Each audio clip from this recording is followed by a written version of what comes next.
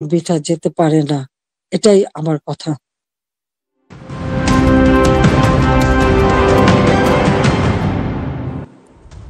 আর এই মুহূর্তে আরো একটা বড় খবর আসছে। 3 দিনের মাথায় দত্তপুকুরের মুন্ডহীন দেহ শনাক্ত হয়েছে।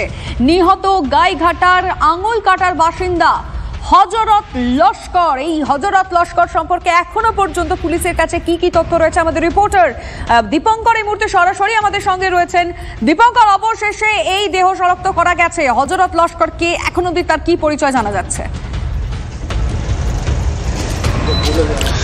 দেখো, হযরত লস্করের দেহ সকালবেলাতেই, দুপুর বেলাতে তার স্ত্রী আসেন এবং এসে তিনি শনাক্তকরণে অস্বীকার করেন। তিনি বলেন তার স্বামীর সঙ্গে ম্যাচ করছে না।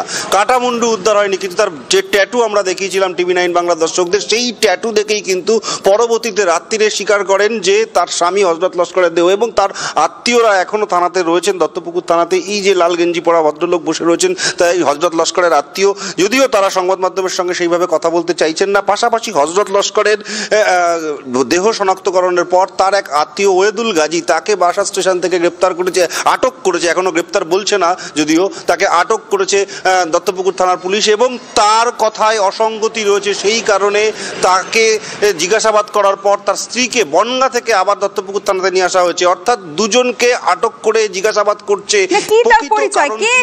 যার এই বক্তব্যে অসঙ্গতি, যাকে আটক করা হয়েছে, তার পরিচয় কি?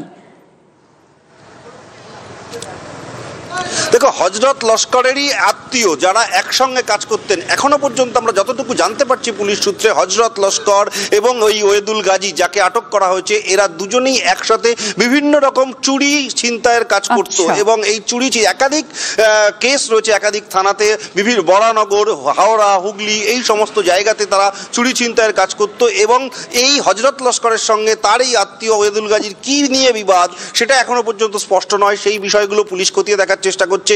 এবং কেন তাকে বামুনগাছিতে নিয়ে আসা হলো, তাহলে কি বামুনগাছিতে কোনো লিঙ্কম্যান আছে, বামুনগাছিতে কি কেউ সাহায্য করেছে, এই নানা রকম প্রশ্ন রয়েছে পুলিশের কাছে। যদিও এখনো পর্যন্ত তাকে গ্রেপ্তার করা হয়েছে কিনা সে সম্পর্কে স্পষ্ট করেনি দত্তপুকুর থানার পুলিশ, কিন্তু তাকে জিজ্ঞাসাবাদ করা হচ্ছে সেই সন্ধ্যা থেকে। দুপুরের পরেই তাকে আটক করে বারাসাত থানার পুলিশ, তারপর তাকে দত্তপুকুর থানায় নিয়ে আসা হয়, দফায় দফায় জিজ্ঞাসাবাদ করা হয়। সে স্পষ্ট করে কিছু এখনো বলেনি, তার কথায় অসঙ্গতি পায় বলে তার ডিএনএ টেস্টের বিষয়ে কিছু কি জানা যাচ্ছে, মানে হতে পারে বা কিছু? তাকে এখানে পাঠিয়েছে।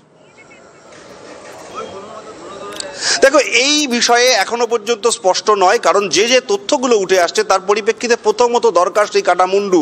যদি এই যাদেরকে আটক করেছে তাদেরকে গ্রেপ্তার করে, বা যারা দোষী তাদেরকে গ্রেপ্তার করা হয়, তাহলে তারা কোথায় মুন্ডু ফেলেছে সেই প্রশ্ন থাকছে। সেই মুন্ডু উদ্ধার করতে হবে। এবং সেই মুন্ডুর আমরা চিকিৎসকদের সঙ্গে কথা বলে যতটা জানতে পেরেছি, সেই মুন্ডুর আলাদা করে পোস্টমর্টম হবে, ময়নাতদন্ত হবে। এবং সেই মুন্ডুর সঙ্গে সেই দেহের মিল আছে কিনা, সেই ম্যাচ করছে কিনা, সেই সমস্ত কারণে কিন্তু ডিএনএ টেস্টের প্রসঙ্গ আসছে। সেই জায়গাগুলো কিন্তু পুলিশকে মাথায় রাখতে হচ্ছে। ফলে অনেকগুলো দিক রয়েছে, একেবারে অনেকগুলো দিক তো রয়েছে। আপাতত শনাক্ত করা গিয়েছে, এটা এই মুহূর্তে বড় খবর। কিন্তু মুন্ডু, যেটা এখনো কোনো রকম ভাবে কোথাও পাওয়া যায়নি, যেটা খোঁজ করছে পুলিশ, নজর থাকবে এই খবরের দিকে। ধন্যবাদ দীপঙ্কর।